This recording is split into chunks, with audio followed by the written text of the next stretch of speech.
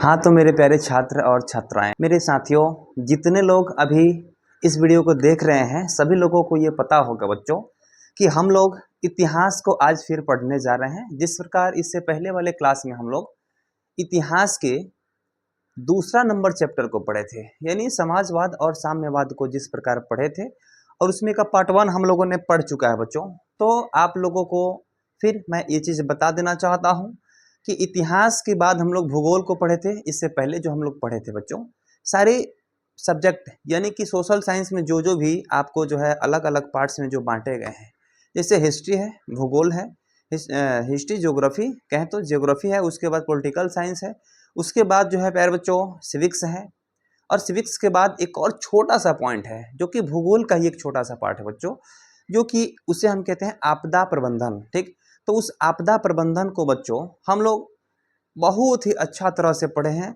और सारी बुक के जो अलग अलग पार्ट्स में जो बुक ये सब बांटे गए हैं, सभी बुक को हम लोगों ने एक एक करके सारे एक एक पहला पहला जो भी चैप्टर है उसको हम लोग पढ़े हैं। जानते हैं क्यों?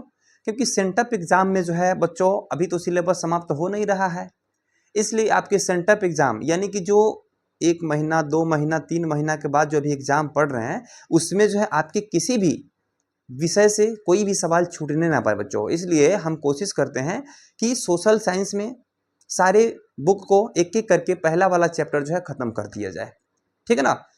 मैंने हिस्ट्री पढ़ाया, ज्योग्राफी पढ़ाया, उसके बाद पॉलिटिकल साइंस पढ़ाया, उसके बाद जो है आपको ये आपदा प्रबंधन पढ़ाया। ठीक, उसके बाद प्यारे बच्चों फिर से लेकर आए हुए हैं हम ये हिस्ट्री का चैप्टर नंबर 2 समाजवाद एवं साम्यवाद, जिसके एक क्लास को हम लोगों ने पढ़ चुका है और दूसरा क्लास को लेकर के बच्चों आए हैं फिर से। तो सभी लोग, जितने लोग मेरे वीडियो को देख रहे हैं प्यारे बच्चों, सभी लोग एक बार से वीडियो को लाइक कर दीजिएगा, कमेंट बॉक्स में लिखिएगा कि पिछला जो भी बच्चे क्लास देख चुके हैं वह क्लास कैसा है। ठीक है, और उसके बाद प्यारे बच्चों हम लेकर के आए हैं आज के क्लास में बहुत ही सुंदर सा क्लास होने वाला है मेरे बच्चे, जो कि इसमें हम लोग क्या पढ़ने वाले हैं जी, यहाँ थोड़ा देखिएगा जी। ठीक है, ठीक है, और ऊपर लिख दें, देखिएगा। ठीक है, समाजवाद, समाजवाद एवं साम्यवाद, है ना? समाजवाद एवं साम्यवाद को प्यारे बच्चे हम लोग पढ़ेंगे। ठीक है ना? ठीक है, उसके बाद मेरे बच्चे ये आप लोग जरूर समझेंगे कि हम लोग इस हिस्ट्री को पढ़ रहे हैं। ठीक है, यह हिस्ट्री का जो है क्लास आप लोग का होने वाला है, और वो भी क्लास 10th के लिए। किस क्लास के लिए मेरे बच्चे? तो क्लास 10th के लिए ये होने वाला है। ये क्लास जो है 10th के लिए होने वाला है। ठीक है, 9th क्लास के भी अगर कुछ बच्चे चाहते हैं इस क्लास को देखने के लिए तो वे लोग भी देख सकते हैं, इंटरमीडिएट वाले भी देख सकते हैं मेरे बच्चे, और जो भी कॉम्पिटिटिव एग्जाम जो भी मेरे बच्चे हैं वो लोग जैसे कॉम्पिटिटिव का तैयारी करना चाहते हैं तो उसमें भी यह जो है बहुत ही महत्वपूर्ण क्लास होने वाला है आज का। ठीक है, इसमें बच्चों हम लोग खूनी रविवार के बारे में पढ़ेंगे, रूसी क्रांति के बारे में पढ़ेंगे, उसके कारण को पढ़ेंगे, है ना? जो कि कौन से एग्जाम में नहीं पूछा जाता है, आप लोग मुझे बताओ। किस एग्जाम में पूछा जाता है ये मत बताओ, कौन से एग्जाम में इससे सवाल नहीं पूछे जाते हैं बच्चों, ये मुझे बताओ। हिस्ट्री कौन ऐसा दुनिया का एग्जाम है जिसमें हिस्ट्री से सवाल नहीं होता है ना? तो चलिए मेरे बच्चे आगे आप लोग देखेंगे कि हम लोग कल के क्लास में यानी कि इससे पहले वाले क्लास में बच्चों जो चीज़ें हम लोग पढ़े थे बच्चों, उसके बारे में हम लोग सबसे पहले समझेंगे कि हम लोग जो है कार्ल मार्क्स के बारे में पढ़ने वाले थे बच्चों।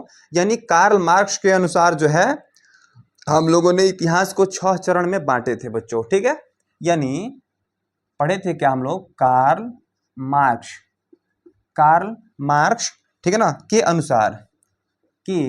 अनुसार हम लोग ये इतिहास को कितने चरण में बांटे थे? तो कार्ल मार्क्स के अनुसार इतिहास को 6 चरण में बांटे थे। कितने चरण में बच्चों? 6 चरण में। ठीक है ना, कितने चरण में? तो मेरे प्यारे बच्चे 6 चरण में बांटे थे। ठीक है, सबसे पहला चरण क्या था बच्चों? सबसे पहला चरण था आदिम युग, ये हम लोग कल पढ़े थे, इससे पहले वाले क्लास में पढ़े थे। ठीक, उसके बाद बच्चों दास्ता जिसको हम लोग गुलामी के युग के नाम से हम लोग जानते हैं। ठीक है, और ये आदिम युग का मतलब कि कार्ल मार्क्स बता रहे हैं कि एक ऐसा युग था आदिम युग जिसमें लोगों को किसी से किसी का मतलब नहीं था। सभी लोग अपने दलिद्र थे, जहां मिल गया खाना वहीं पे खा लिए, वहीं पे सो गए। ठीक है, तो इस प्रकार से आदिम युग, दास्ता युग यानी कि गुलामी का युग आया। ठीक है, बड़े लोग छोटे लोगों को गुलाम बना लिए। तीसरा नंबर में देखें बच्चों तो यहाँ पे था आपको सामंती युग। सामंती युग आया। ठीक है, ये भी हम लोग कल पढ़े, इससे पहले वाले क्लास में पढ़े थे। यानी सामंती युग का मतलब होता है बच्चों कि जो बड़े लोग हैं छोटे लोगों पर अत्याचार करना शुरू कर देते हैं, उसे हम क्या कहते हैं, सामंती युग कहते हैं। और ये कार्ल मार्क्स, हम नहीं कहते हैं, कार्ल मार्क्स कहते हैं। ठीक है, उसके बाद चौथा नंबर पॉइंट था मेरे बच्चे पूंजीवादी युग। पूंजीवादी युग था, है ना, पूंजीवादी युग।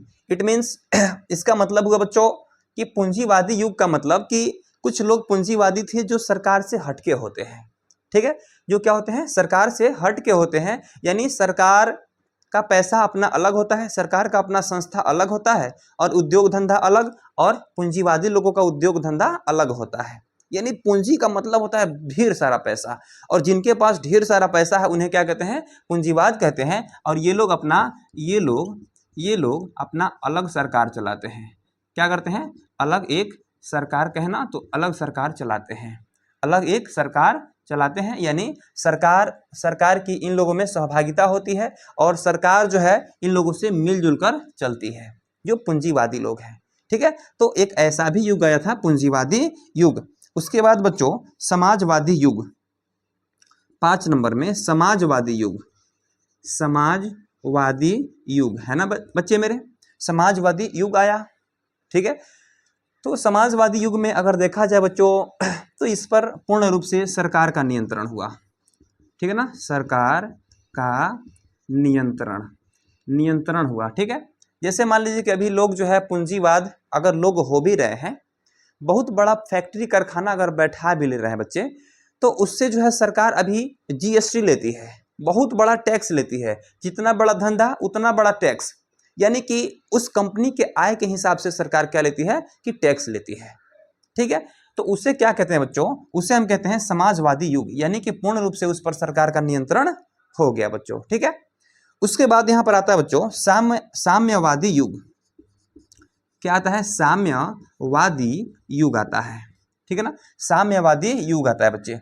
साम्यवादी, साम्य का मतलब क्या होता है मेरे लाल तो साम्य का मतलब होता है बराबर, बराबर, बराबर। ठीक है, या फिर सामान्य, समान, समान। समान का मतलब ये होता है बच्चों बराबर, यानी सभी लोग एक समान होने जा रहे हैं धीरे धीरे। देखिए अभी जो भी छोटे लोग हैं उनको आरक्षण के द्वारा जो है आगे आगे की सीढ़ी पर पहुंचाने की कोशिश की जा रही है हमारे सरकार द्वारा। ठीक है, तो इसका मतलब साम्यवादी युग का मतलब होता है बराबर का युग, समान का युग, यानी सभी लोगों को समान समझा जाएगा आने वाले समय में। यानी कि प्यारे बच्चों यह युग बोले थे कि आने वाला है, यह युग आने वाला है, यह युग आया नहीं है, आने वाला है। कौन बोले थे, तो कार्ल मार्क्स जी बोले थे बच्चों। ठीक है ना, तो कार्ल मार्क्स के विचार क्या थे कि कार्ल मार्क्स के अनुसार इतिहास को 6 चरण में बांटे गए थे। उसके बाद है बच्चों कि आदिम युग 1 नंबर, 2 नंबर में दास्ता युग, 3 नंबर में सामंती युग, पूंजीवादी युग, समाजवादी युग और साम्यवादी युग। याद करने में कोई दिक्कत है, याद करने में जो भी दिक्कत हो रहा है बच्चे कमेंट बॉक्स में आप लोग लिखेंगे कि इसको और कैसे बता दिया जाए ताकि आप लोग को याद रहेगा। सामंती युग, सामंती युग इसमें क्या कर रहे थे लोग कि बड़े लोग छोटे पर अत्याचार करने लगे, अत्याचार करने लगे। उसके बाद दास्ता का युग का मतलब गुलामी का युग कह सकते हैं, गुलामी नहीं बाबू मेरे, गुलामी का युग है ना, गुलामी का युग। उसके बाद आदिम मतलब अत्यंत प्राचीन, अत्यंत पुराने, यानी कि कह सकते हैं कि प्राचीन इतिहास इसको कह सकते हैं प्राचीन इतिहास, यानी आदिम, बहुत प्राचीन इतिहास का युग। ठीक है ना, आ रहा समझ में। तो बच्चों कार्ल मार्क्स के अनुसार जो है इतिहास को 6 चरणों में बांटे गए थे। 6 चरण आप लोग देखें, ठीक है। और यह जो है आप लोगों को कार्ल मार्क्स के बारे में जो मैंने बताया इसके अनुसार जो है 6 चरण में बांटे गए थे। ये जो है टॉपिक कैसा लगा सबसे पहले आप लोग जो है कमेंट बॉक्स में लिख दीजिए, अभी के अभी कमेंट बॉक्स में लिखे। और इसी के साथ चलते हैं बच्चों आगे की तरफ, ठीक है। तो आइए रुख करते हैं आगे की तरफ और फटाफट से जो है सभी लोग इसे नोट कर लेंगे, ठीक है ना। आइए बच्चों आगे बढ़ते हैं। आइए बच्चों इन्हीं के युग की कुछ विशेष जो तथ्य है उसको हम जानने की कोशिश करते हैं। यानी कि बच्चों सबसे पहले आप लोग यहाँ पे एक पॉइंट है जो कि बहुत ही इंपॉर्टेंट पॉइंट है, इसे आप लोग ध्यान से समझेंगे। कह रहे कि प्रथम अंतर्राष्ट्रीय संघ की स्थापना, प्रथम अंतर्राष्ट्रीय संघ, अंतर्राष्ट्रीय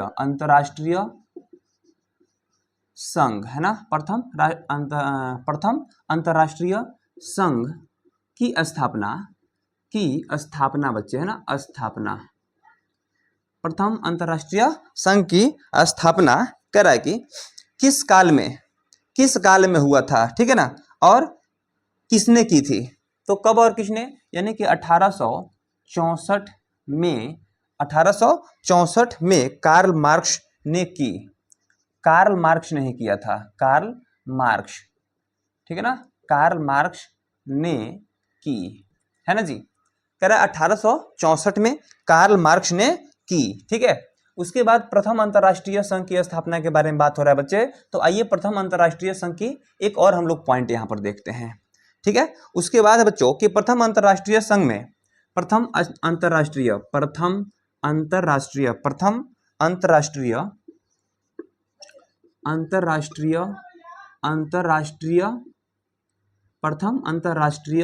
कह रहा है कि प्रथम अंतर्राष्ट्रीय संघ में कार्ल मार्क्स ने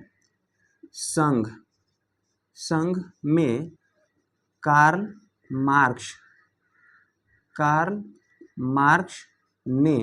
मार्क्स ने अधिकार के बिना कर्तव्य नहीं, अधिकार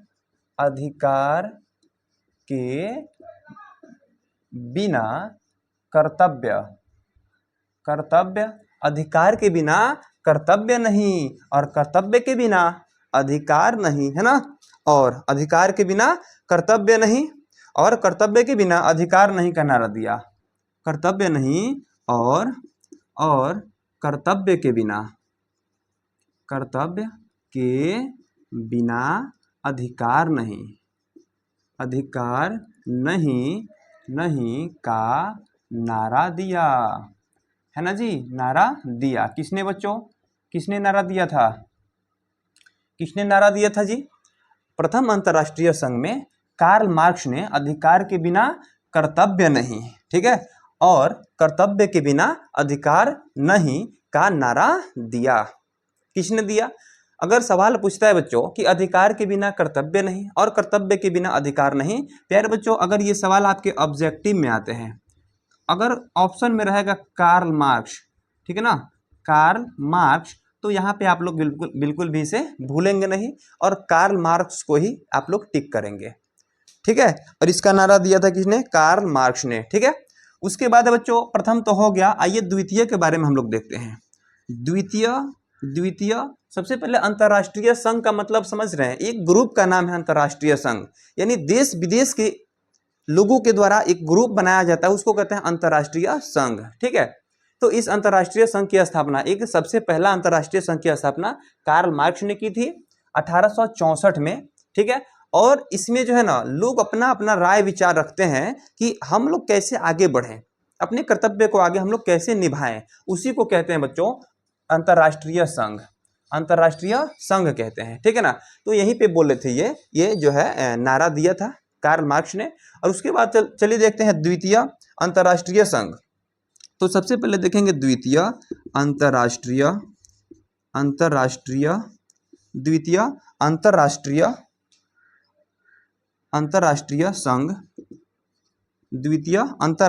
संघ कब, तो 1889 में किसने, ईस्वी में पेरिस में हुआ,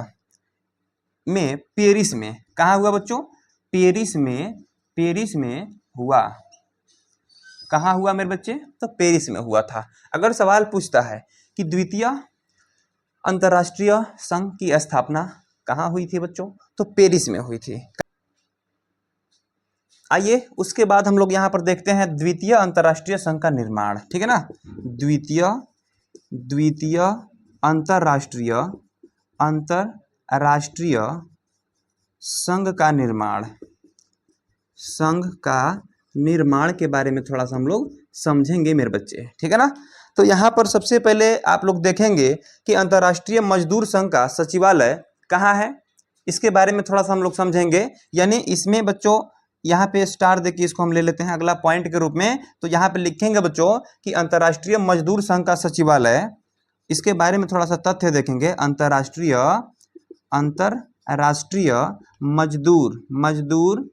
अंतर्राष्ट्रीय मजदूर संघ का सचिवालय कहाँ है बच्चों? कोई विद्वान व्यक्ति है कि बता सकता है कि अंतर्राष्ट्रीय मजदूर संघ का सचिवालय कहाँ है, जहाँ से मजदूरों का वेतन निर्धारित किया जाता है, मजदूरों के बारे में कुछ अच्छा सोच विमर्श दिया जाता है। तो इसका सचिवालय जो है बच्चों ब्रुसेल्स में है। कहाँ है? ब्रुसेल्स में इसका सचिवालय है। कहाँ है बच्चों? ब्रुसेल्स में स्थापित किया गया, स्थापित किया गया है ना, स्थापित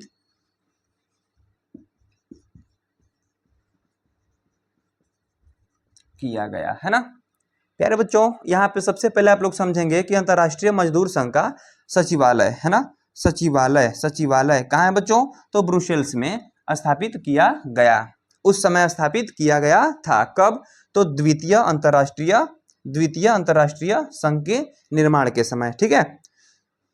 उसके बाद बच्चों यहाँ पे देखेंगे कि 1 मई को मजदूर एकता दिवस के रूप में मनाया जाएगा। उसके बाद कहा गया कि 1 मई को अंतर्राष्ट्रीय मजदूर दिवस के रूप में मनाया जाएगा, और उससे जो है ना आज भी मनाया जाता है।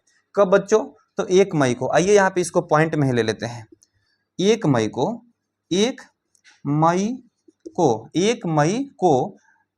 मजदूर एकता दिवस है ना, मजदूर एकता दिवस के रूप में मनाया जाएगा है ना। 1 मई को क्या मनाया जाएगा? मजदूर एकता दिवस के रूप में मनाया जाएगा। उसी समय द्वितीय अंतर्राष्ट्रीय संघ के समय बोला गया था, ठीक है ना। और आज तक भी हम लोग उसको मनाते आ रहे हैं, ठीक है ना। इसलिए 1 मई को मजदूर दिवस हम लोग मनाते हैं बच्चों, है ना। चलिए यहां तक क्लियर है? दिखाई दे रहा है? एक लाइन और ले ले नीचे, नहीं। चलिए बच्चों, यानी उसी समय जो है मजदूरों के लिए 8 घंटे कार्य दिवस का मांग किया जाएगा। कह रहा है कि मजदूरों के लिए 8 घंटे के कार्य दिवस का मांग किया जाएगा। किसने कहा था? आइए, उसी समय 8 घंटे, उसी समय से मजदूरों के लिए, किसके लिए बच्चों? मजदूरों के लिए 8 घंटे का समय बनाया गया कि मजदूर केवल 8 घंटे का ही काम करेंगे। लोगों से जो है 12 घंटा काम करवा के उसका पगार समय से नहीं दिया जाता था, उसका जो है मजदूरी नहीं दिया जाता था। इसलिए हुआ कि नहीं, अब जो है मजदूर केवल 8 घंटा ही काम करेंगे। उसके शरीर में भी जान है ना, इसलिए कहा गया कि मजदूर भी अब 8 घंटा ही काम करेंगे और पूंजीपतियों के गुलामी नहीं करेंगे, ठीक है ना। चलिए बच्चों, आइए आगे बढ़ते हैं थोड़ा सा। आइए बच्चों, नेक्स्ट पॉइंट हम लोग का क्या होने वाला है? अब हम लोग का जो है नेक्स्ट टॉपिक क्या होगा बच्चों? तो अब जो है हम लोग का नेक्स्ट टॉपिक होने वाला है कि हम लोग समझेंगे 1917 की क्रांति के बारे में, जिसे हम लोग रूसी क्रांति के नाम से भी जानते हैं, ठीक है ना। तो सबसे पहले हम लोग यहाँ पे समझेंगे बच्चों कि आखिर 1917 के रूसी क्रांति के कारण क्या थे, ठीक है ना। 1917 के रूसी क्रांति के कारण, रूसी क्रांति के कारण को हम लोग देखेंगे बच्चों। 1917 के रूसी क्रांति के कारण को हम लोग देखेंगे बच्चों। तो सबसे पहला कारण यहाँ पे हम लिखेंगे, दूसरा कारण लिखेंगे, तीसरा कारण लिखेंगे, चौथा लिखेंगे, पांचवा लिखेंगे, छठा लिखेंगे, यानी जितना कारण था रूसी क्रांति का, हम सभी कारण को यहाँ पे आप लोग को पढ़ाएंगे। ठीक है, तो सबसे पहले बच्चों आप लोग देखेंगे कि रूसी क्रांति के कारण क्या थे, कब हुआ था बच्चों रूसी क्रांति। बड़ा ही भयानक सवाल है। 1917 के रूसी क्रांति का कारण क्या क्या था बच्चों। तो सबसे पहला कारण था बच्चों जार की निरंकुशता एवं अयोग्य शासन। पहला था जार की निरंकुशता एवं कैसा शासन, तो अयोग्य शासन है ना जी, अयोग्य शासन। अब पूछिए आखिर ये कैसा होता बच्चे, तो ये जो है जार की निरंकुशता, यानी उस समय राजा को जार कहा जाता था, और इनकी निरंकुशता यानी कि ये मतलब इनमें थोड़ा सा भी मिठापन नहीं था, एवं अयोग्य शासन यानी शासन के योग्य नहीं थे। ठीक है, तो उसके बाद जो है जार, यहाँ पे रूस में जार राजा को कहा जाता था। किसको बच्चों, राजा को जार कहा जाता था। ठीक है, इसके बारे में एक एक करके हम समझाएंगे आप लोग को, तब तक सबसे पहले सारे टॉपिक्स को हम यहाँ पे देख लेते हैं। ठीक है, आइए। दूसरा में था बच्चों कृषकों की दयनीय स्थिति। कृषकों की दयनीय स्थिति है ना, दयनीय स्थिति। ठीक है, उसके बाद है बच्चों दयनीय स्थिति मतलब कृषक मतलब किसान होता है, उस समय किसानों की स्थिति खराब थी, इसको भी हम पढ़ेंगे अभी। ठीक है, उसके बाद यहाँ पर बच्चों हम लोग देखेंगे मजदूरों की दयनीय स्थिति। कृषकों के साथ साथ मजदूरों की दयनीय स्थिति। ठीक है, दयनीय स्थिति। उसके बाद चौथा में हम लोग पढ़ेंगे क्या बच्चों कि औद्योगिकरण की समस्या। औद्योगिकरण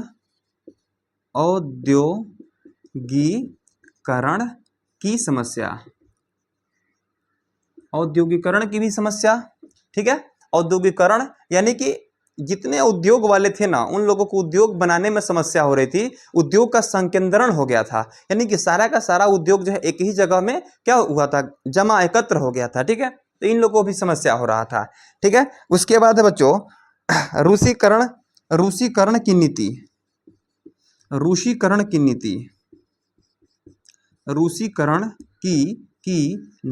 है ना, रूसीकरण की नीति था, यह भी कारण था। उसके बाद विदेशी घटनाओं का प्रभाव, विदेशी घटनाओं का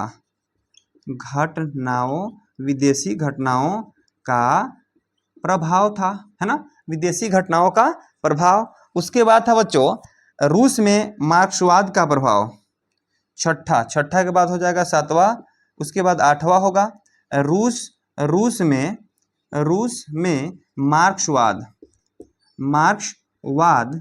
का प्रभाव है ना, मार्क्सवाद का प्रभाव। उसके बाद यहाँ पे बच्चों हो जाएगा आपको 8वां नंबर में प्रथम विश्व युद्ध में रूस की पराजय। प्रथम विश्व युद्ध में रूस का पराजय मतलब हार होता है, पराजय है ना, पराजय। ठीक है, रूस का पराजय। ठीक है, तो ये रह गया बच्चों आपको रूसी क्रांति के कारण।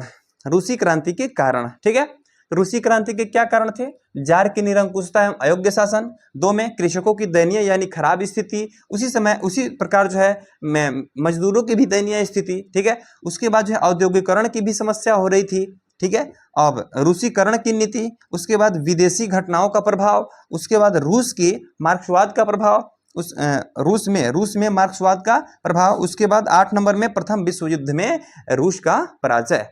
ठीक है ना, प्रथम विश्व युद्ध हुआ और रूस जब हार गया ना, तो वहां की जनता ये समझी कि हम लोग का ये जो कौन था, निकोलस जी, ये राजा थे, जार थे। ठीक है ना, जार यानी कि राजा थे, तो लोग ने ये समझा कि ये जो है हमारे राजा ही अगर गड़बड़ है, राजा ही हार जा रहे हैं बार बार युद्ध में, तो हम लोग जो है इनकी विरोध करेंगे। ठीक है, और इन्हें हम अपना राजा, अपना जार नहीं रखेंगे। उस समय रूस के राजा को जार कहा जाता था। ठीक है, तो चलिए बच्चों सबसे पहले हम लोग समझेंगे यहाँ पर कि जार की निरंकुशता एवं अयोग्य शासन, उसमें ये क्या करते थे कि लोग इसे हटाना चाहते थे। ठीक है, तो आइए बच्चों एक एक करके हम सारे पॉइंट्स को समझते हैं। ठीक है ना, आइए। चलिए नेक्स्ट पॉइंट है बच्चों इसमें पहला पॉइंट हम लोग देखेंगे। सबसे पहला पॉइंट क्या था कि 1917 के रूसी क्रांति के कारण में जार की निरंकुशता एवं अयोग्य शासन, ठीक है ना। पहला क्या था, जार की निरंकुशता, जार की निरंकुशता एवं अयोग्य शासन, अयोग्य शासन, है ना जी। तो मेरे प्यारे बच्चों, सबसे पहले इसमें हम लोग समझेंगे कि ये जो थे ये रूस के सम्राट थे। यहाँ पे जार जो थे क्या कहलाते थे, ये रूस के सम्राट, रूस के क्या कहलाते थे, ये रूस के सम्राट कहलाते थे, ठीक है ना। ये क्या कहलाते थे जी, रूस के सम्राट कहलाते थे। और इनका नाम था जार निकोलस द्वितीय। इनका नाम क्या था, जार निकोलस द्वितीय इनका नाम था, ठीक है। जार निकोलस द्वितीय इनका नाम था बच्चों, ठीक है ना। और ये उसके बाद यहाँ पर कह रहा है कि ये जो थे रोमनेव के शासक थे, ये रोमनेव वंश के थे, ठीक है ना। ये रोमनेव वंश के थे, ठीक है ना, रोमनेव वंश के थे। जार निकोलस द्वितीय रोमनेव के शासक थे। और उसके बाद यहाँ पर कहा जा रहा है कि उस समय रूस के सम्राट जार निकोलस द्वितीय थे, जो क्या थे, निरंकुश एवं अयोग्य शासक थे। उस समय ये इनको कहा गया है अयोग्य शासक कहा गया है, ठीक है ना। अयोग्य शासक के रूप में इन्हें माना गया, ठीक है। और ये अगर अयोग्य थे, इनके बारे में और आगे हम लोग पढ़ेंगे, ठीक है। तो जनता क्या करेगी, बिल्कुल विद्रोह करेगी। यानी उसी समय जो है 1917 में जनता ने क्रांति कर दी, ठीक है ना। तो चलिए बच्चों, उसके बाद हम लोग यहाँ पर देखेंगे कि पहला, ठीक है, 1917 में लोगों ने क्रांति कर दी, ठीक है। आइए बच्चों, उसके बाद हम लोग नेक्स्ट पॉइंट को देखते हैं। यहाँ पर नेक्स्ट पॉइंट क्या कर रहा है बच्चे, अब कर रहा है कृषकों की दयनीय स्थिति। उस समय दूसरा में कृषकों की दयनीय स्थिति थी, ठीक है ना। दयनीय स्थिति थी। उस समय कृषकों की दयनीय स्थिति थी। उस समय जो है कृषि दास्ता, किसान जो है उस समय किसान कर्ज से दबे हुए थे। किससे, कर्ज से दबे जा रहे थे। किसान जो है कर्ज से दबे जा रहे थे। और ये बिल्कुल सारे वर्ग में छोटा वर्ग को क्या करते जा रहे थे, छोटा वर्ग की तरफ प्रवेश करते जा रहे थे किसान लोग, ठीक है। उस समय किसानों की दयनीय स्थिति क्यों थी, क्योंकि ये सभी लोग कर्ज से दबे हुए थे और छोटे बनते जा रहे थे, ठीक है। उसके बाद जो है 1861 में एक अलेक्जेंडर द्वितीय आए, ठीक है। अलेक्जेंडर द्वितीय आए, ठीक है। और ये जब आए तो उस समय कृषि दास्ता को खत्म किया। इसने कृषि दास्ता को खत्म करने की कोशिश की।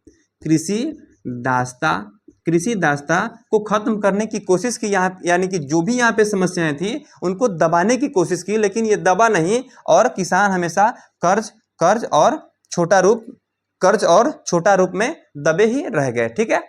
उसके बाद देखेंगे बच्चों, यहाँ पे तीसरा पॉइंट क्या कह रहा है। इसमें तीसरा पॉइंट यहाँ पर कह रहा है कि मजदूरों की दयनीय स्थिति, मजदूरों की दयनीय स्थिति। यानी उस समय मजदूरों से अधिक काम लिया जाता था और मजदूरों को कम वेतन दिया जाता था, ठीक है। और मजदूरों को जो है इतना अधिक काम लिया जाता था कि मजदूर जो है बीमार पड़ जाते थे तो उनको इलाज के लिए जो है कंपनी की तरफ से या फिर जो बड़े लोग थे जो काम करवाते थे मजदूरों से, वे पैसे भी नहीं देते थे। और उसके बाद जो है मजदूर क्या होते थे, मजदूर की भी उस समय क्या हुई कि स्थिति दयनीय हो गई। दयनीय मतलब खराब होता है, ठीक है ना। और काम अधिक, यहाँ पे क्या करते थे ये लोग, काम अधिक और मजदूरी कम रहता था। मजदूरी जो है कम रहता था, ठीक है। काम अधिक और मजदूरी कम रहता था बच्चों, ठीक है। तो इसलिए उस समय मजदूरों की भी दयनीय स्थिति थी, ठीक है। आइए हम लोग इसके बाद वाला पॉइंट को देखते हैं। उसके बाद वाला पॉइंट जो औद्योगिकरण की समस्या थी तो क्यों थी, यहाँ पे हम लोग समझते हैं बच्चों। ठीक है, आइए आइए बच्चों, हम लोग अब चौथा नंबर पॉइंट को यहाँ पे देखते हैं। कह रहा है चौथा में औद्योगिकरण। चौथा में क्या था जी? औद्योगिकरण। तो औद्योगिकरण में क्या थी? औद्योगिकरण में भी समस्या थी। औद्योगिकरण की समस्या। ठीक है, ये पूंजीवाद लोग जो थे, ये उद्योग जो छोटे कुछ जो मीडियम वर्ग के लोग थे, उन्हें उद्योग नहीं बनाने के लिए मतलब कि छूट नहीं देते थे, उद्योग बनाने के लिए जमीन नहीं देते थे। और ये राजा जो निकोलस द्वितीय था, यह जो है उनके लिए जमीन भी नहीं देता था बच्चों। ठीक है, और ये सारा जमीन पे, सारा का सारा जमीन पे क्या किया था कि कब्जा कर लिया था, जिसके चलते उद्योग का संकेंद्रण हो गया था।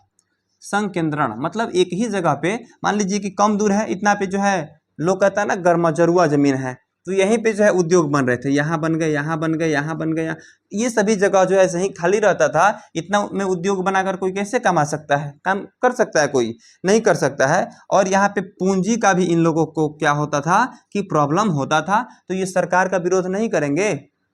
करेंगे कि नहीं करेंगे बच्चों? बिल्कुल करेंगे। और उसके बाद यहाँ पर कह रहा है बच्चों कि रूसीकरण की नीति। 5 में क्या कर रहा है यहाँ पर समझ लिए बच्चों। उसके बाद यहाँ पर 5 में कह रहा है रूसीकरण। रूसीकरण की नीति, है ना? रूसीकरण की नीति। तो यहाँ पे 5वां नंबर रूसीकरण की नीति का मतलब क्या है बच्चों कि वहां पे कई जात के लोग रहते थे। ठीक है ना? जैसे मान लीजिए कि फिन जाति के लोग थे, फिन जाति के लोग थे। उसके बाद बच्चों यहाँ पे कुछ पोल जाति के लोग थे, पोल जाति के लोग थे। उसके बाद जो है यहाँ पर कुछ जर्मन के लोग थे, जर्मन, और कुछ यहूदी लोग भी वहां पर थे। ठीक है, और वहां पे सबसे अधिक अगर देखा जाए बच्चों तो अश्लाव जाति के लोग थे। कौन लोग थे? अश्लाव। रूस में सबसे अधिक जाति के लोग कौन है? किस जाति के लोग सबसे अधिक है रूस में? बताओ बच्चों जल्दी। अश्लाव जाति के लोग हैं। ठीक है ना? अश्लाव जाति के लोग थे। और उस समय जो है ये लोग अपना, इन्हें जो है ना ये सोवियत रूस बनाना चाहते थे। क्या बनाना चाहते थे जी? सोवियत रूस ये लोग बनाना चाहते थे। सोवियत रूस का मतलब आप लोग जानते हैं कि स्लाव जाति के लोग ये सोचते थे कि हमारा भाषा यहाँ पर चले, भाषा भी हमारा ही चले। ठीक है ना? भाषा, शिक्षा भी हम लोग जो चाहें वहीं यहाँ पे ग्रहण करवाया जाए लोगों को। ठीक है, उसके बाद जो है संस्कृति, यानी हम लोग जो संस्कार बनाएंगे उसी संस्कार पे सभी लोगों को चलना होगा। जैसे अभी देखिए इंडिया में जो है भले ही मुस्लिम लोग रहते हैं, लेकिन मुस्लिम लोग अपनी संस्कृति पे काम करते हैं, हिंदू लोग अपनी संस्कृति पे काम करते हैं, सिख लोग अपनी संस्कृति पे काम करते हैं, और ये पारसी लोग जो है अपनी संस्कृति पे काम करते हैं। लेकिन वहाँ पे रूस में क्या कह रहे थे कि ये स्लाव जाति के जो भी लोग थे, ये अस्लाव जाति, किस जाति के थे? अश्लाव जाति के लोग क्या कहते थे कि हम लोग अपनी भाषा में यहाँ पर सभी लोगों को कहेंगे कि बोलिए, और शिक्षा अपनी भाषा में, और संस्कृति अपने हिसाब से यहाँ पे हम लोग क्या करेंगे कि चलाएंगे। ठीक है, जो क्या हो रहा था, एक सोवियत रूस का निर्माण करना चाहते थे ये लोग। किस रूप का? सोवियत, अस्लाव से सोवियत बना। ठीक, और सोवियत रूस का निर्माण करना चाहते थे, इसलिए इसको कहते हैं रूसीकरण की नीति। रूसीकरण, ये लोग रूसीकरण करना चाहते थे। और इस नीति से ये जो छोटे जाति के लोग थे ये भड़क रहे थे। फिन जाति, पोल जाति, जर्मन और यहूदी लोग ये क्या कर रहे थे कि भड़क रहे थे। ठीक है, और उसके बाद क्या हुआ कि पोल जाति लोग ने क्या किया कि पोल लोगों ने अश्लाव का क्या कर दिया, तो विरोध कर दिया। क्या कर दिया? विरोध कर दिया। और फिर हुआ भयानक 1789 वाला, कितना वाला बच्चों? 1789 वाला। ठीक है ना? और हुआ क्या? 1789 वाला भयानक क्रांति। ठीक है ना? सॉरी, 1917 वाला रूसी क्रांति जो है शुरू हो गया। ठीक है ना? चलिए बच्चों, अब जो है हम आगे बढ़ते हैं थोड़ा सा। ये आप लोग समझ लिए रूसीकरण। अब हम लोग देखेंगे यहाँ पर, अब हम लोग देखेंगे बच्चों पांचवा के बाद हम लोग छठा यहाँ पे पॉइंट क्या था बच्चों, छठा पॉइंट था विदेशी घटनाओं का प्रभाव। ये मुख्य है, ठीक है ना, विदेशी घटनाओं का प्रभाव, ठीक है, विदेशी घटनाओं का प्रभाव। अब आप लोग सोच रहे होंगे कि आखिर विदेशी घटना का क्या प्रभाव हो सकता है बच्चे। तो विदेशी घटना का प्रभाव ये हुआ कि देखिए बाहर से युद्ध होने लगा, कुछ देशों से युद्ध होने लगा। अब जब ये रूस हारने लगा तो यहाँ जो है जनता ये समझने लगी कि हमारा रूस जो है कहाँ से कम है, कहाँ से कम है, आखिर कमी कहाँ है कि हमारा रूस जो है हर तरह से पराजित हो रहा है। तो यहाँ पे देखा गया निकोलस द्वितीय का कमजोरी देखा गया बच्चों, ठीक है। यानी कि यहाँ विदेशी घटनाओं का प्रभाव ये था बच्चों कि एक बार क्रीमिया से युद्ध हुआ था। कहाँ से, क्रीमिया और रूस युद्ध हुआ। एक बार जो है यहाँ पे रूस से जापान को युद्ध हुआ, लेकिन इसमें रूस क्या हुआ बच्चों, पराजित हो गया। ये क्रीमिया और रूस युद्ध में भी पराजित हुआ था रूस, और यहाँ पे जापान वाला में भी रूस ही पराजित हुआ था बच्चे, रूस ही पराजित हुआ था। जो कि रूस जापान युद्ध कब हुआ था, ये बहुत ही मेन है, इसलिए 1904 से लेकर और 5 तक हुआ था। रूस जापान युद्ध 1904 से 5 तक। और इसमें भी जब दोनों युद्ध में जब पराजित हो गए बच्चों रूस, तो जनता ने विद्रोह कर दिया कि अब हम इन राजा को नहीं रखेंगे, हमारे देश को क्या करें, बर्बाद करते जा रहे हैं बच्चों, ठीक है। चलिए उसके बाद जो है प्यारे बच्चों यहाँ पर हम लोग देखेंगे कि इस समय जो है कुल मिलाकर के सारी जनता एकजुट बना करके और चल दी कहाँ, तो जार निकोलस द्वितीय के दरबार के तरफ। और इन्होंने बोला, इन्होंने एक नारा लगाया बच्चों, इन्होंने एक नारा लगाया कि रोटी दो, ठीक है ना। इन्होंने एक नारा लगाया कि रोटी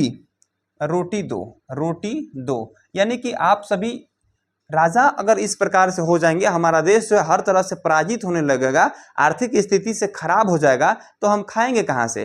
तो इन लोगों ने रोटी दो का नारा लगाते हुए और जार निकोलस के दरबार की तरफ चल दिए, ठीक है। और जैसे ही यहाँ पर जा रहे हैं, जार निकोलस की सेना ने क्या किया, जार निकोलस की सेना ने, ये निहत्थे थे सभी लोग जो जा रहे थे जार निकोलस के दरबार की तरफ, ये सभी लोग क्या थे बच्चों, तो निहत्थे थे, है ना। और जार की सेनाओं ने, और फिर क्या किया कि जार की सेनाओं ने लगातार लोगों पर गोलियां बरसाई। क्या बरसाई बच्चों, गोलियां बरसाई, ठीक है, गोलियां बरसाई, जिसके कारण कई सैकड़ों निहत्थे लोग वहां पर मारे गए थे, ठीक है। जिस समय सभी लोग जार के महल की ओर जा रहे थे गुट बना करके, उस समय जार की सेनाओं ने निहत्थे लोगों पर बहुत सारी गोलियां बरसाई, जिसमें सैकड़ों लोग मारे गए थे बच्चों। इसमें कितने लोग, सैकड़ों लोग मारे गए थे। और उसके बाद जो है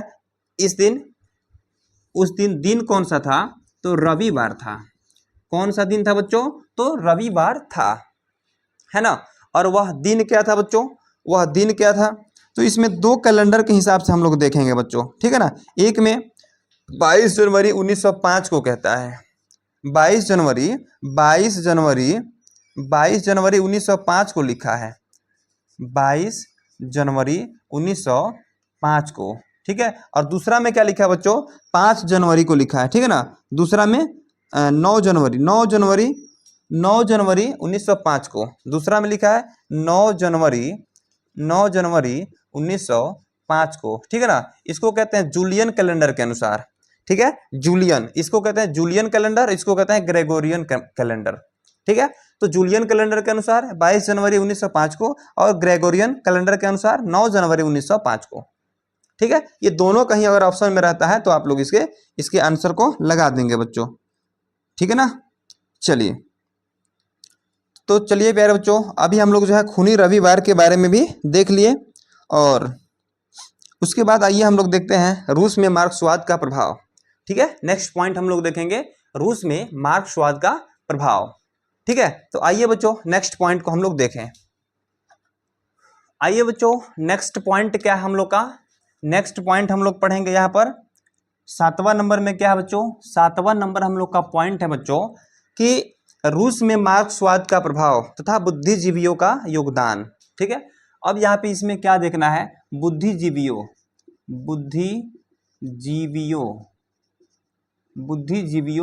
का प्रभाव था ना, इसमें बुद्धिजीवियों का प्रभाव, ठीक है, सॉरी बुद्धिजीवियों का योगदान था इसमें, योगदान, ठीक है, बुद्धिजीवियों का योगदान। और क्या इसमें प्रॉब्लम था जी, तो रूस में मार्क्सवाद, रूस में मार्क्सवाद है ना, रूस में मार्क्सवाद या और बुद्धिजीवियों का योगदान, यानी कि इसमें जितने बुद्धिजीवी लोग थे उन लोगों का कहना था कि हर एक तरह से हम लोग पीछे जा रहे हैं, किसी भी देश से युद्ध हो रहा है, इसके पीछे कारण क्या है कि हमारा देश जो है पराजित ही पराजित होते जा रहा है। ठीक है, तो ये बुद्धिजीवी लोग इसको विमर्श किए। ठीक है, उसके बाद रूस में मार्क्सवाद जो है, कार्ल मार्क्स जी जो बता करके गए थे कि हमें कैसे रहना चाहिए, हमें जो है राजाओं के सापेक्ष जो है कैसे रहना चाहिए। अगल बगल के लोग देखें कि एक छोटा सा जो जापान है हमारे रूस को हरा दिया। ठीक है, तो इससे और अधिक मतलब कि घटिया काम क्या हो सकता है हमारे देश में। और उसके बाद इन लोगों ने क्या किया कि क्रांति कर दिया। ठीक है, क्रांति कर दिया। ठीक, उसके बाद जो है यहाँ पर करा है कि मार्क्सवादी एक व्यक्ति थे, कौन, टॉलस्टॉय एक व्यक्ति थे। इन्होंने क्या किया कि उसी समय एक किताब इन्होंने पुस्तक लिखा, वार एंड पीस, एक पुस्तक लिखा इन्होंने, टॉलस्टॉय ने एक पुस्तक यहाँ पर लिखे कि जिस पुस्तक का नाम है क्या नाम है जी, वार एंड पीस।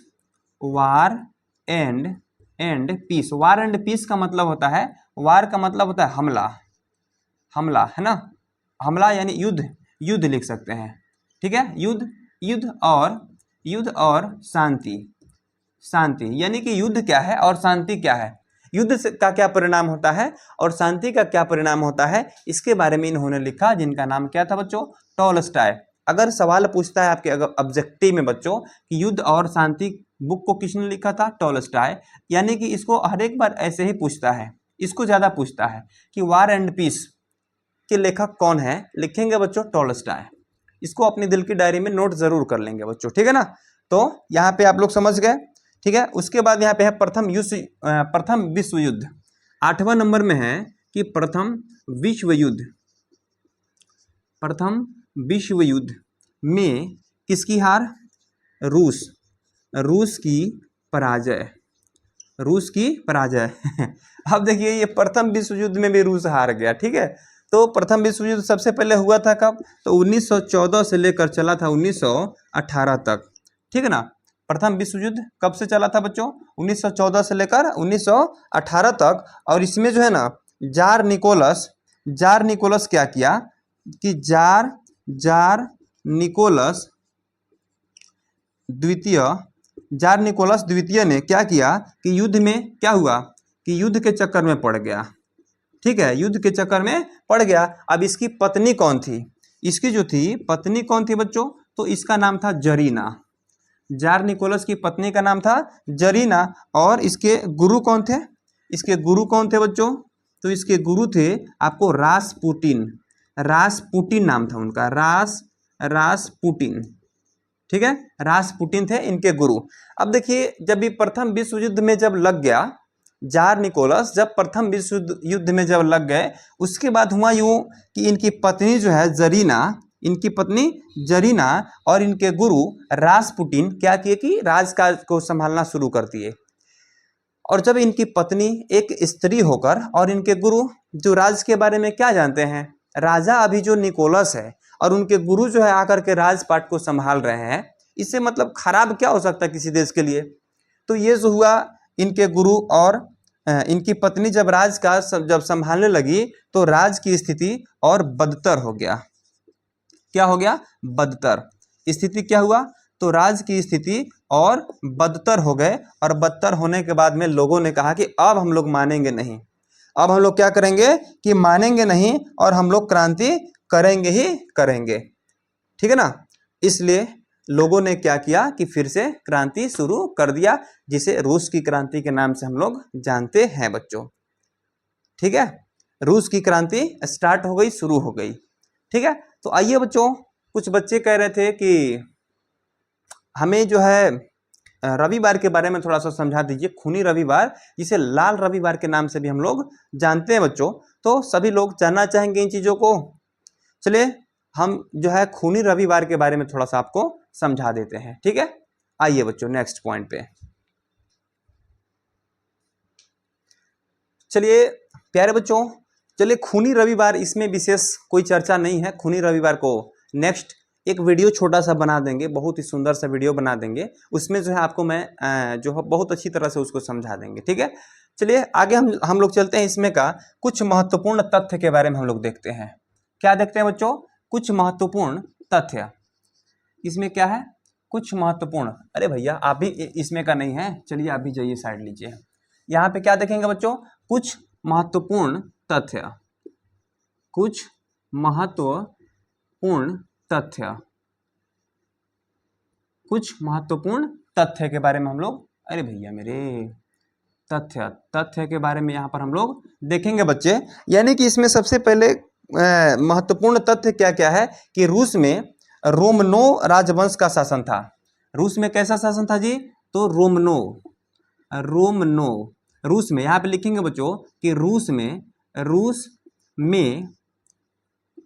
रोमनो राजवंश का शासन था। राजवंश का शासन था, है ना? शासन था। किस वंश का जी? तो रोमनो राजवंश का शासन था, है ना जी? रोमनो राजवंश का शासन था। उसके बाद है बच्चों कि रूस में सम्राट को क्या कहा जाता था? रूस में जो है, रूस में सम्राट को क्या कहा जाता था? तो जार कहा जाता था। सम्राट को जार कहा जाता था। ठीक है, चलिए अगला पॉइंट समझेंगे बच्चों। कह रहे रूस की क्रांति जार निकोलस द्वितीय के शासनकाल में हुई। रूस की क्रांति कब हुई बच्चों? क्रांति जार निकोलस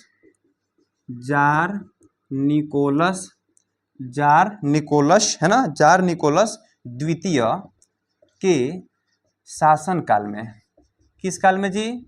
शासन काल में हुई, है ना? जार निकोलस द्वितीय के शासन काल में हुई। ये सारा जो है मुख्य पॉइंट है बच्चों, सारा का सारा समरी आपको मिल रहा है, सभी इस पॉइंट का सारांश मिल रहा है। ठीक है, उसके बाद यहाँ पर देखेंगे बच्चों, कह रहा है कि 1861 में जो है जार अलेक्जेंडर द्वितीय के द्वारा कृषि दास्ता समाप्त किया गया था। क्या किया गया था जी? यहाँ पे देखेंगे आप लोग, कब? 1861 में किसके द्वारा जी? तो जार अलेक्जेंडर द्वितीय, अलेक्जेंडर द्वितीय के द्वारा किसके? किसान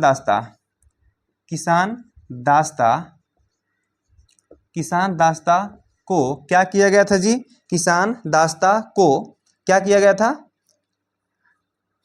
समाप्त किया गया। अरे नहीं भैया, कृषि दास्ता को।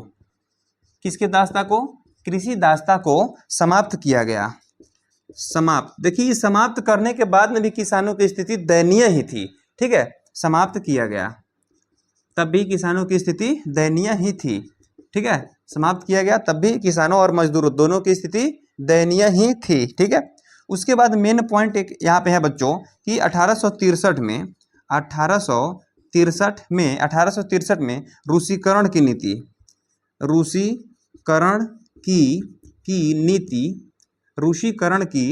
नीति जो है प्यारे बच्चों, कह रहा है कि 1863 में रूसीकरण की नीति का विरोध किसने किया था बच्चों? विरोध किसने किया था? बताओ। विरोध तो किया, ये समझ रहे हैं, लेकिन किसने किया? तो पोलो ने किया। पोलो ने किया। अश्लाव वाले कह रहे थे कि हमारी भाषा यहाँ पे चलेंगे, हमारी शिक्षा चलेंगे, हमारी जो भी संस्कृति है वे सब चलेंगे, लेकिन पोलो ने कहा कि नहीं भैया, आपका जो यहाँ पे दबंगई नहीं चलेगा, ठीक है, हम भी तुमसे कम नहीं है, ठीक है। और पोलो ने क्या किया कि पोलो जाति के लोग ने स्लाव जाति के लोगों का विद्रोह जो है विरोध करने लगे, ठीक है। चलिए उसके बाद यहाँ पर है बच्चों एक अगला पॉइंट आप लोग देखेंगे, कह रहे हैं कि 1904, एक और यहाँ पे बहुत ही मुख्य पॉइंट है कि 1904 या 5, इसको मैंने बताया था कि रूस, इस समय के रूस जापान युद्ध में, रूस जापान इस समय एक युद्ध हुआ था, इसको मैंने पहले आपको बताया हूँ, ठीक है।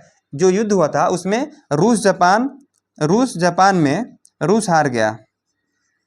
उसमें क्या हुआ था, रूस जो है हार गया था, रूस हार गया बच्चों। क्या हुआ कि रूस हार गया, ठीक है। रूस जापान 1904-5 के रूस जापान युद्ध में कौन पराजित हुआ था जी, तो रूस पराजित हुआ था, ठीक है। चलिए आगे समझ में, चलिए बच्चों आगे पढ़ते हैं, अभी आगे बढ़ते हैं बच्चों, थोड़ा सा अभी इसके जो है ना महत्वपूर्ण तथ्यों के बारे में देखते हैं जिससे सवाल आपके एग्जाम में आते हैं बच्चों, ठीक है। आइए नेक्स्ट पॉइंट को देखें, आइए बच्चों नेक्स्ट पॉइंट को हम यहाँ पे देखते हैं क्या कह रहा है। अभी भी इसका कुछ महत्वपूर्ण तथ्य बाकी है, जैसे कि 1905 में, जैसे कि प्यारे बच्चों 1905 में क्या है कि रूस में प्रतिनिधित्वात्मक संस्था, रूस में प्रतिनिध्यात्मक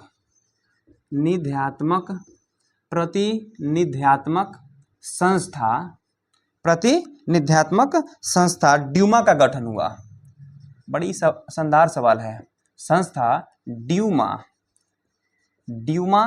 का क्या हुआ बच्चों, गठन हुआ, ड्यूमा का गठन हुआ बच्चों, याद रखना इसे, ठीक है। 1905 में कह रहा है कि रूस प्रतिनिधित्वात्मक संस्था ड्यूमा का गठन हुआ। ड्यूमा एक संस्था, ड्यूमा यहाँ पे भी आप लोग याद रख सकते हैं, एक संस्था का नाम है ड्यूमा का गठन हुआ था। कब, 1905 में। ड्यूमा का गठन कब हुआ था, 1905 में, याद रखना बच्चों। उसके बाद ये वार एंड पीस की रचना किसने किया था, वार एंड पीस, अगला पॉइंट है वार एंड पीस। अभी मैंने बताया था टॉलस्टॉय ने किया था, इसका रचना टॉलस्टॉय ने की थी बच्चों, याद रखना आप लोग, है ना, याद रखना, है ना। चलिए उसके बाद जो है यहाँ पर अगला सवाल क्या कर रहा है बच्चों, कि रूस का पहला साम्यवादी, रूस का पहला साम्यवादी कौन था बच्चों, यानी जो सबको एक समान बनाना चाहता था, कौन था, तो पहला साम्यवादी था बच्चों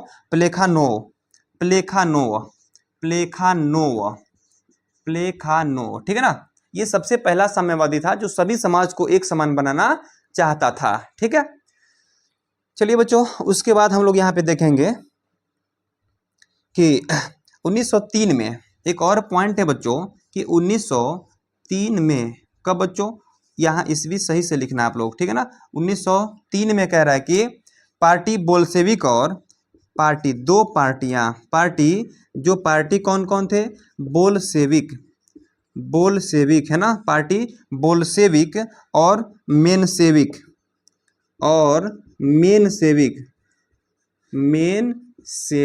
बोल्शेविक और मेनसेविक दो भागों में टूट गया,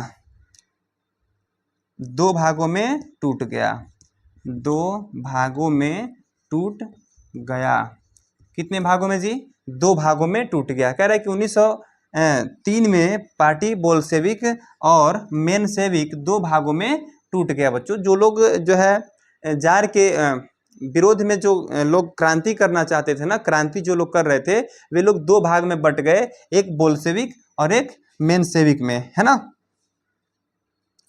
तो चलिए बच्चों उसके बाद जो है इसमें ज़्यादा कुछ नहीं है। जरीना, अच्छा चलिए, जार निकोलस, जरीना किसका नाम था, जार निकोलस के पत्नी का नाम था, ठीक है। और ये पुटिन कुछ करके नाम क्या था, उनका नाम हुआ रासपुटिन, ठीक है ना। रासपुटिन कौन थे, रासपुटिन कौन थे बच्चों, ठीक है। मैंने जरीना बता दिया कि उनकी पत्नी थी, है ना, उनकी पत्नी थी बच्चों। और रासपुटिन क्या थे, तो आप लोग जो है कमेंट बॉक्स में लिखेंगे इसे, है ना, कि रासपुटिन जो थे इनके क्या थे, ये कौन है भाई मेरे, निकोलस जी के, ये रासपुटिन जो थे निकोलस के क्या थे, है ना। यही सवाल जो है कमेंट बॉक्स में आप लोग लिख देना, ठीक है। तो चलिए बच्चों, आज का क्लास हम यहीं पे समाप्त करते हैं। ये हो गया आप लोग का पार्ट 2 हो गए, ठीक है। और एक और क्लास में जो है जिसमें हम लोग पढ़ेंगे खूनी रविवार के बारे में भी पढ़ेंगे, या फिर खूनी रविवार को एक छोटा सा पॉइंट में बताकर अच्छा से समझा दूंगा। जानते हैं क्यों? क्योंकि ये बहुत ही ज़बरदस्त पॉइंट है। उसके बाद हम लोग शीत युद्ध के बारे में पढ़ेंगे और सभी एक दो पॉइंट है उसके बारे में पढ़ लेंगे। और उसके बाद जो है हम लोग का समाजवाद और साम्यवाद क्या होगा, समाप्त हो जाएगा बच्चों, ठीक है। और उसके बाद जैसे ही समाप्त होगा, ये सारा सब्जेक्टिव जैसे ही खत्म होगा बच्चों, उसका ऑब्जेक्टिव हम बहुत ही जबरदस्त तरीका से आपको पढ़ा देंगे, जिससे आपके एग्जाम में एक भी सवाल छूटेगा नहीं बच्चों, ठीक है। तो चलिए मिलते हैं बच्चों नेक्स्ट क्लास में। तब तक के लिए सभी यार बच्चों को मेरी तरफ से जय हिंद बच्चों।